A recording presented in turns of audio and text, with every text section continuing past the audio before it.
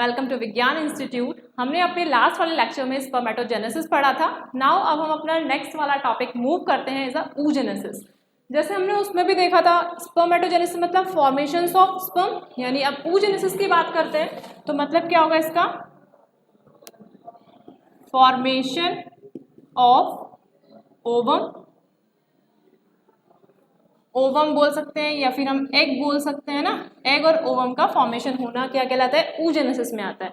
जैसे सेम यहाँ पे भी वही है कि oogenesis, ऊ मतलब ओवम और जेनेसिस मतलब उसका फॉर्मेशन होना। नाउ ये भी हमारा क्या होता है, it is a consist as a 3 step. First is multiplication phase, second is growth phase, third one is a maturation phase. तो जो हमारा मल्टीप्लिकेशन फेज होता है उसमें क्या होता है, उसमें जो हमने पहले स्पर्मेटोजेनेसिस पढ़ा था उसमें हमने ये पढ़ा था कि जो हमारे स्पर्मेटोगोनिया थे वो कहाँ से फॉर्म हुए थे, वो जब प्यूबर्टी का टाइम आता है एट द इन मेल में तब वो फॉर्म हुए थे।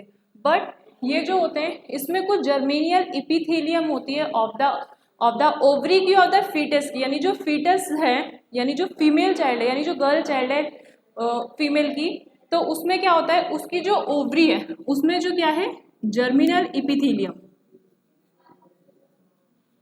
germinal epithelium of the ovary of fetus।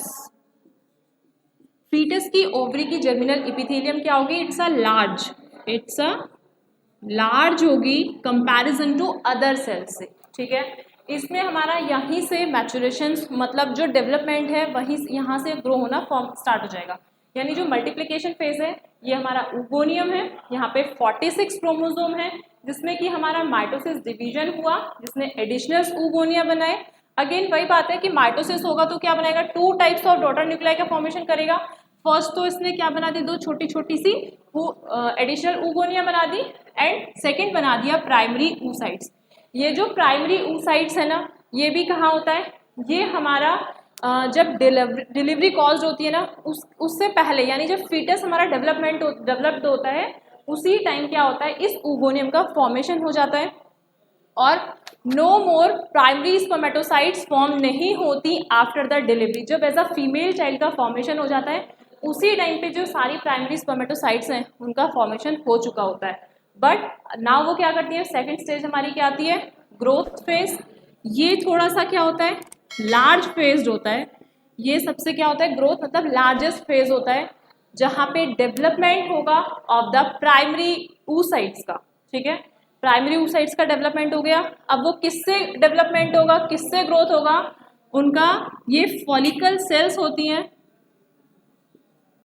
इसमें जो हमारा ग्रोथ फेज होता है, जैसे अभी हमने पढ़ा कि हमारा जो प्राइमरी oocytes है जिसका फॉर्मेशन बाय द oogoनियम के थ्रू हुआ बाय द माइटोसिस डिवीजन से, तो अब क्या करेगा, ये जो ग्रोथ होगा यानी प्राइमरी oocytes का उसको ग्रोथ कहाँ से मिलेगी, बाय द फॉलिकल सेल्स। अभी हम फॉलिकल सेल्स देखेंगे, जैसे क्या होती है, एक हमारी प्राइमरी फॉलिकल्स होती हैं, सेकेंडरी फॉलिकल्स होती हैं, टर्सरी फॉलिकल्स होती हैं, देन ये कन्वर्ट हो जाती हैं किसमें जाके, ग्रेफियन फॉलिकल्स में। It's provide the nutrition for the growthment, यानी उसको ग्रोथ प्रोवाइड कराती हैं ऑफ द किसको, प्राइमरी oocytes को। ठीक है, नेक्स्ट अब हमारा जो आता है, ये ध्यान रखना, ये हमारा सबसे क्या होता है, लार्जेस्ट टाइम होता है, लार्जेस्ट पीरियड होता है ये ग्रोथ फेज का। नेक्स्ट थर्ड वन फेज आता है हमारा इज मैच्यूरेशन फेज।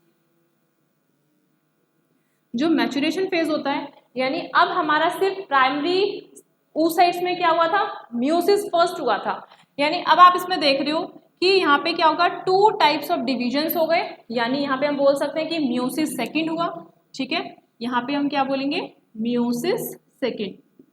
तो जो म्यूसिस सेकेंड होगा उसमें क्या बनेगा, प्राइमरी oocytes से सेकेंडरी oocytes। जो सेकेंडरी oocytes होगा ना वो कैसा होगा, लार्ज होगा। सेकेंडरी oocytes लार्ज होगा comparison to these first polar body.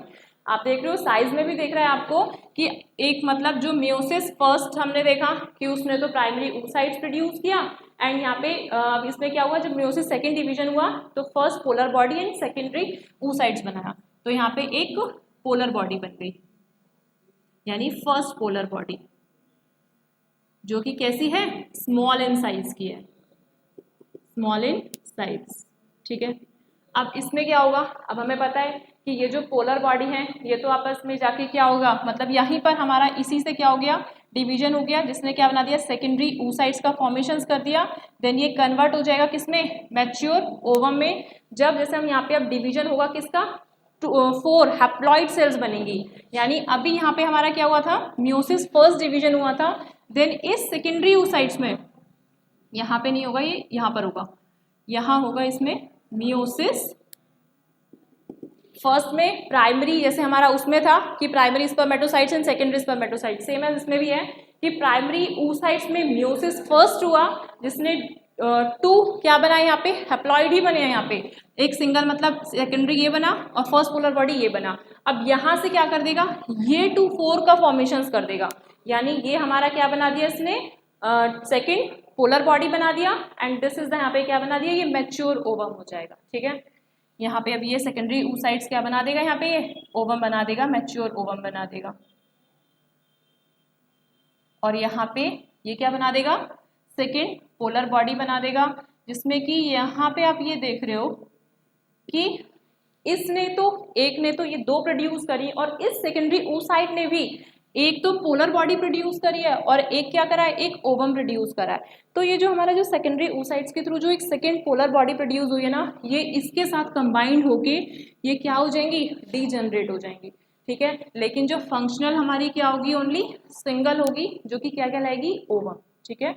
ये हमारा इसमें कंप्लीट होता है। एक बार इसको दोबारा देख लेते हैं कि oogenesis भी हमारा क्या होता है, 3 फेजेस में कंप्लीट होता है हमारा। पहले होता क्या है ये कि फॉर्मेशंस ऑफ द ओवम या एग का फॉर्मेशन होना और ओवम का होना oogenesis कहलाता है। 3 स्टेप्स में या 3 फेजेस में कंप्लीट होती है। फर्स्ट इज होती है हमारी मल्टीप्लिकेशन, सेकेंड होती है हमारी ग्रोथ फेज, एंड थर्ड होती है हमारी last one is maturation phase, ठीक है।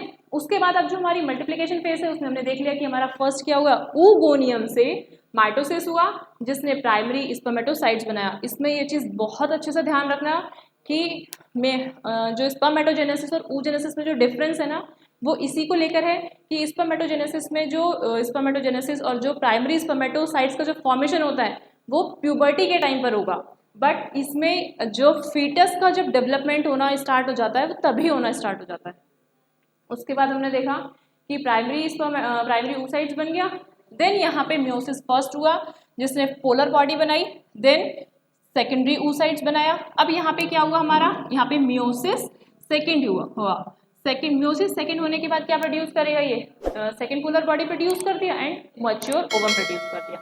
इसमें अब हम इसके कुछ स्ट्रक्चर्स देख लेते हैं, जैसे हमने अपनी लास्ट क्लास में स्ट्रक्चर्स ऑफ स्पर्म देखा था। इसमें हम अपना देखेंगे स्ट्रक्चर्स ऑफ एन ओवरी का स्ट्रक्चर्स देखेंगे और एंड oocytes का यानी ओवम का स्ट्रक्चर्स देखेंगे।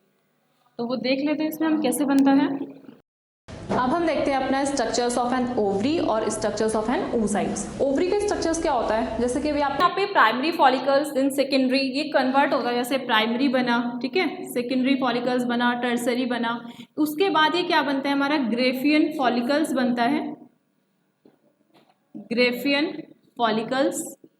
ग्रेफियन फॉलिकल्स अभी हमने अपने अभी क्लास में भी देखा था, जिसमें अभी हम oogenesis पढ़ रहे थे, तो उसमें हमने देखा था कि ग्रेफियन फॉलिकल्स क्या कर रही थी, उसको न्यूट्रिशन प्रोवाइड करा रही थी, उसको ग्रोथ दे रही थी, किसको, प्राइमरी स्पर्मेटोसाइट जो था, ठीक है। उसके बाद इसमें हमारा क्या होता है, कुछ फ्लूइड फिल्ड कैविटी होती है,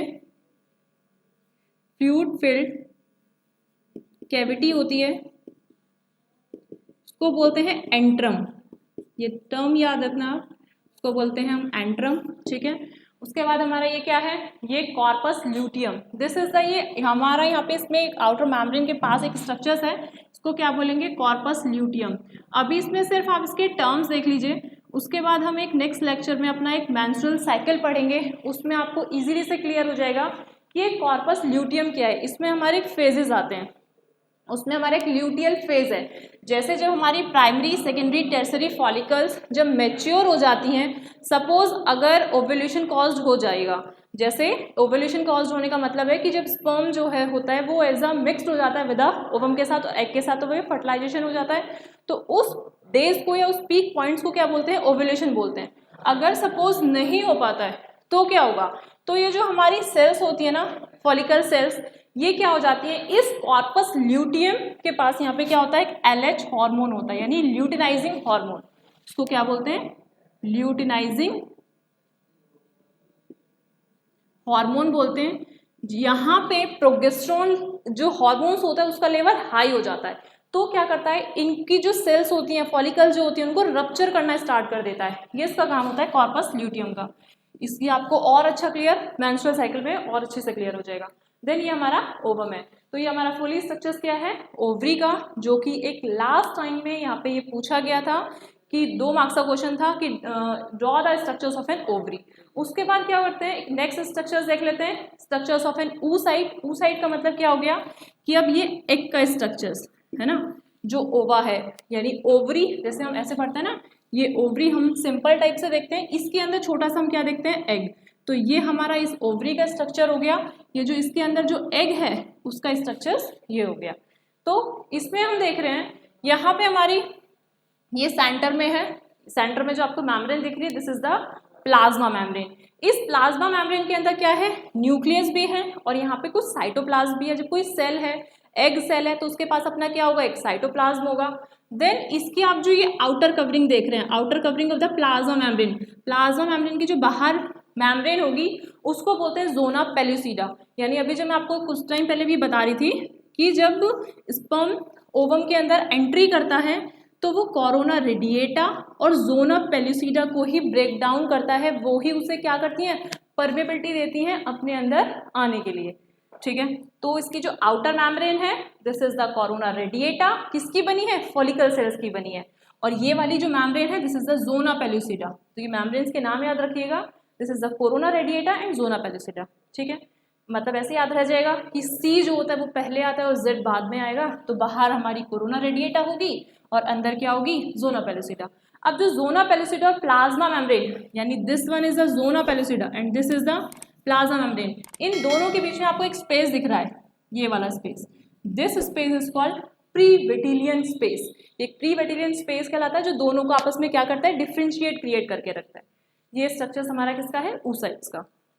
अब हम अपने नेक्स्ट लेक्चर में पढ़ेंगे कि ये जो सारी हमारी फॉलिकल्स बनी और मेंस्ट्रुअल साइकिल कैसे होती है, या ओव्यूलेशन कैसे कॉज्ड होता है, फर्टिलाइजेशन कैसे होगा और इम्प्लांटेशन कैसे होगा, वो हम अपने नेक्स्ट लेक्चर में कवर करेंगे। Thank you.